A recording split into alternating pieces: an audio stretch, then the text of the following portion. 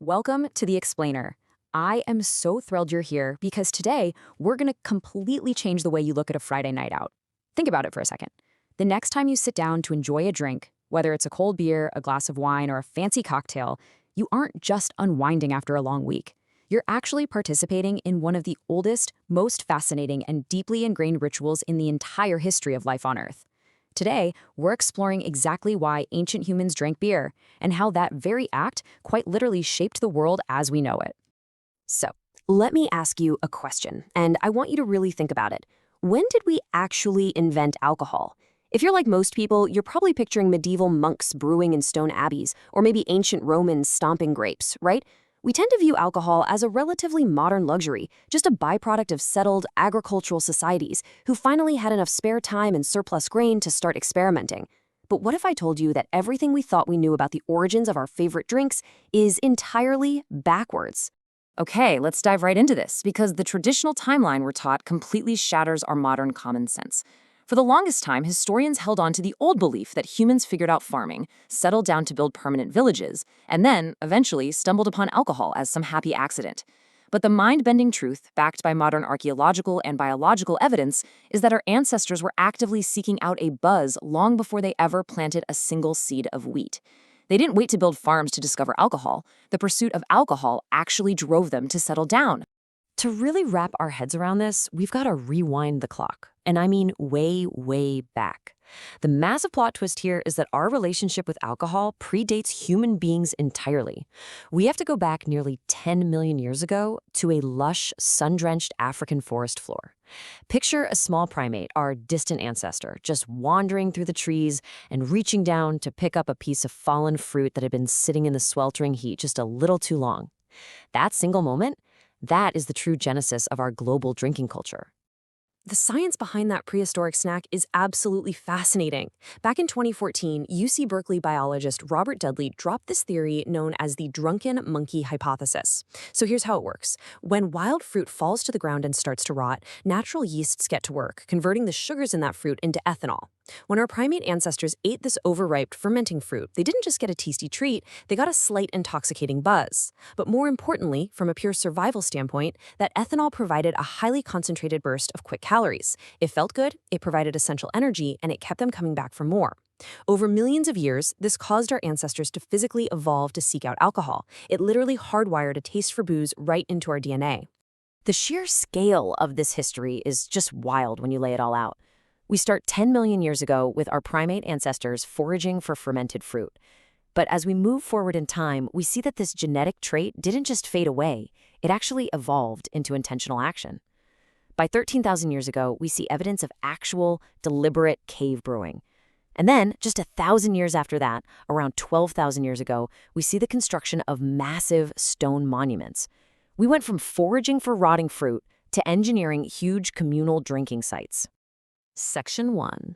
Rockefet Cave, Brewing Before Farming. In an incredible 2018 discovery, archaeologists explored Rockefet Cave in Israel, and this is exactly where the historical timeline completely flips on its head. They found these 13,000-year-old stone mortars that had been painstakingly carved directly into the cave's bedrock. And when scientists analyzed them, they found chemical residue of fermented wheat and barley. Let that sink in for a second. This was beer, intentionally brewed in a cave 13,000 years ago. And the real kicker is that the people who made it, the Natufians, were nomadic hunter-gatherers. They hadn't even invented agriculture yet. They were wandering the landscape in animal skins, yet brewing beer was so vital to their culture that they figured out the complex chemistry of fermentation before they ever built a permanent farm. Section 2.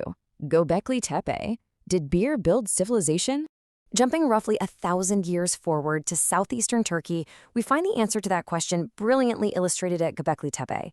Here you have these massive 10-ton stone pillars intricately carved with animal reliefs, arranged in huge circles on top of a hill. Now keep in mind, this was built by nomadic tribes long before the invention of pottery, farming, or the wheel. Why on earth would wandering hunter-gatherers organize the massive, backbreaking labor required to carve and erect 10-ton monuments? Well, the answer lies in what archaeologists found inside the complex: large stone vats containing the chemical traces of fermented grain. This wasn't a permanent city. It was a regional gathering site specifically designed for ritual feasting and massive communal drinking parties. This revelation leads us to a heavy-hitting conclusion perfectly summarized by renowned biomolecular archaeologist Patrick McGovern. He states, humans didn't start farming to make bread, they started farming to make beer.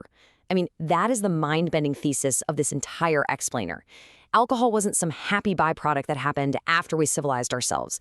The desire to gather, celebrate, and consume alcohol together was the foundational, motivating engine that drove us to domesticate crops, build monuments, and ultimately create civilization as we know it. Section 3. The First Recipes and Egypt's Liquid Economy. As humanity finally settled down and agriculture blossomed to meet the demand for brewing, these ancient ritualistic drinking parties evolved into highly sophisticated recipes. By 7000 BCE, our brewing skills had become incredibly advanced. We see this in the oldest verified alcohol recipe on record, discovered in Jiahu, China. We aren't just talking about a crude mash of wild grains anymore. This was a highly deliberate, sophisticated blend using fermented rice, wild honey for sweetness, grapes, and hawthorn berries for tartness and complex flavor. It just goes to show how dedicated our ancestors were to the craft of blending and perfecting their brews thousands of years before recorded history. Now, fast forward a few thousand years to ancient Egypt and prepare yourself for this jaw-dropping number, 4 to 5 liters. That is how much beer an ancient Egyptian laborer drank in a single day.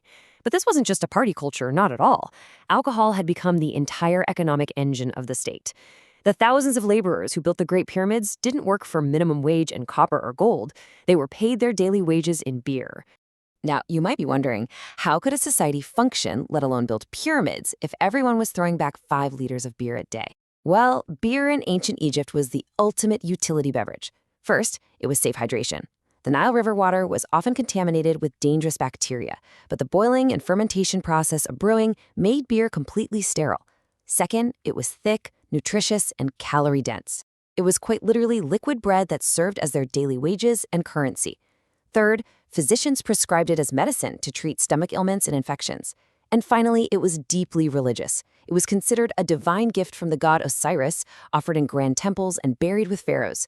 It was a water filter, a meal, medicine, money, and a prayer, all in one cup. So let's take a step back and look at the big picture we've uncovered today. Step 1. 10 million years ago, our primate ancestors sought out fermented fruit simply for calories and survival, hardwiring alcohol into our biology. Step 2. 13,000 years ago, our nomadic ancestors mastered the chemistry of fermentation, brewing in stone caves before they even knew how to farm. And step 3, 12,000 years ago, that shared desire to drink and celebrate together drove us to organize massive labor and build humanity's very first monuments. It proves that alcohol didn't come after we built the modern world. It was the very spark that brought us together to build it. So, I want to leave you with this provocative thought to ponder.